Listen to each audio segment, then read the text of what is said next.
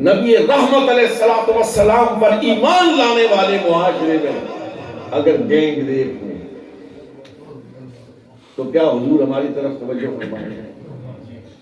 اگر ہر روز قتل و غارت ہوتی، ہر روز ڈاکے پڑتے ہو، نہ بڑا چھوٹے پہ شفقت کرتا ہو، نہ چھوٹا بڑے کا احترام کرتا ہو، جہاں ہر گھر میں بوڑھے والدین اپنے بچوں کی ناراضگی کا رونا روتے ہوں، نافرمانی کا رونا روتے ہوں، مجھے بتاؤ میں اور آپ اپنے آقا سے محبت کے دعوے دار ہو سکتے ہیں؟ بچیوں کے ساتھ جو ہمارا سلوک ہے،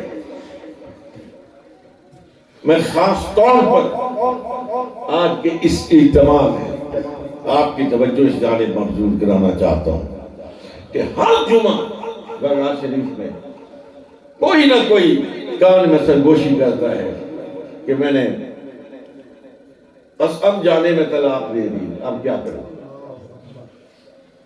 دل چاہتا ہے، اختیار نہیں ہے۔ اگر اختیار ہو تو تجھے میں بغار شریف کے چوراہے میں کھڑا کر کے کوڑے مرواؤں کہ تو نے کس بات پر، نمک کی کمی زیادتی پر، تھوڑی سی کسی نافرمانی پر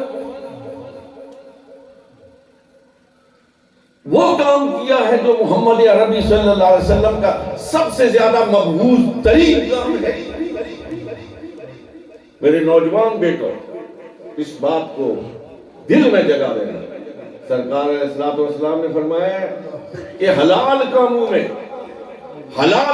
میں جو مجھے سب سے زیادہ ناپسند ہے وہ طلاق،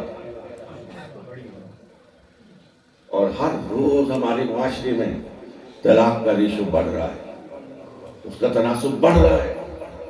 خدا کا خوف کرو،